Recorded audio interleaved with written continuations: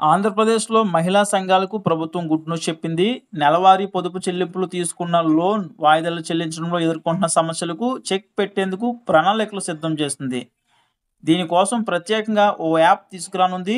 నేరుగా బ్యాంకులకు వెళ్లి చెల్లింపులు చేయడంలో ప్రక్రియ ఆలస్యం అవుతుంది. మహిళల సమయం కూడా వృధా అవుతుంది.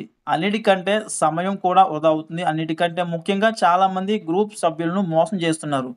అన్నింటికీ చెక్ పెట్టేలా ప్రభుత్వం ఈ యాప్ ఆలోచన చేస్తుంది. ఆంధ్రప్రదేశ్‌లో డ్వాక్రా సంఘాలకు ప్రత్యేక యాప్ తీసుకురానుంది ఏపీ ప్రభుత్వం.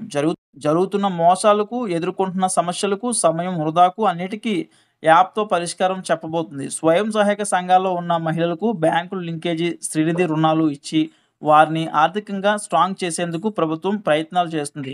ఈ ప్రక్రియలో చాలా సమస్యలు ఎదురవుతున్నాయి.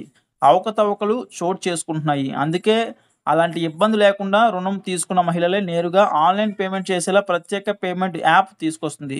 ఒక్కో సభ్యురాలికి 10,000 నుంచి ₹1,00,000 వరకు రుణం అందజేస్తున్నారు.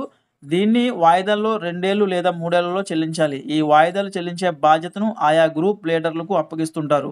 అయితే వాళ్ళు సరిగ్గా చెల్లించడం లేదు. ఏదో ఒక రోజు తెలిసి మొత్తం గందరగోళం అవుతుంది. తర్వాత రుణం పేరుకుపోయి లబ్ధిదారులు లబోదిబోమంటున్నారు. ఇలాంటి పరిస్థితులు మనం నిత్యం చూస్తున్నాం.